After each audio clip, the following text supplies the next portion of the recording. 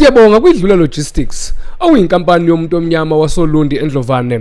Le ndoda iwusizo olukhulu emphakathini njengoba lo mgwaqo osuka e-shopping center uya eSiza uhlale ulungiswa nguye njalo. Lokhu kwenze ukuthi umphakathi wakule ndawo ube nombono ukuthi kungani lo mgwaqo ungabizwa ngegama lakhe ngenhlonipho yomsebenzi omuhle nokuzinikela kwakhe emphakathini. Lo mgwaqo usetshenziswa kakhulu izithuthi ezithwala umphakathi kanye nezingane zesikole. Ngenxa yokuna kwezimvula ezinamandla uyaguguleka futhi wonakale okwenza kube nzima ukuwusebenzisa ngokuphelele.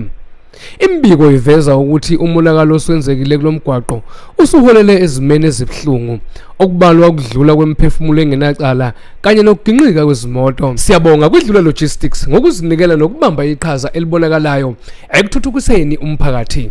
Umsebenzi wenu uqinisekisa ukuhamba kahle kwezithuthi nomphakathi wonkana wenze umehluko omkhulu empilweni yabantu bakule ndawo. Siyawuhlonipha futhi siyawubonga lo msebenzi wenu omuhle.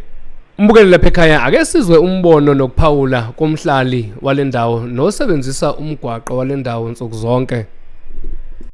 Hey Foxman. Fox lama Fox. Hayi mfowethu hayi.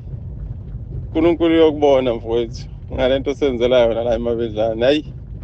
Yazi ngiphuma nje early la ekhaya. Ngiphuma la early ekhaya ngoba ngihamba ngale moto encane ngibheke eFryhead. Ngenzela nje kuba no 30 minutes ukuhamba kahle kulomgwaqo. Hayi umqondo usuyabuya ukuthi ngeke ngasibona kancane status ugudlane le. Hayi mfowethu Thandile siyabonga mfowethu. Hayi siyabonga mfowethu hayi. Hayi lento senzela yona mfowethu. uNkulunkulu uyabona mfowethu. Akugcwala nje emgodleni wako Thandile kuphinda phindeke kaningana mfowethu.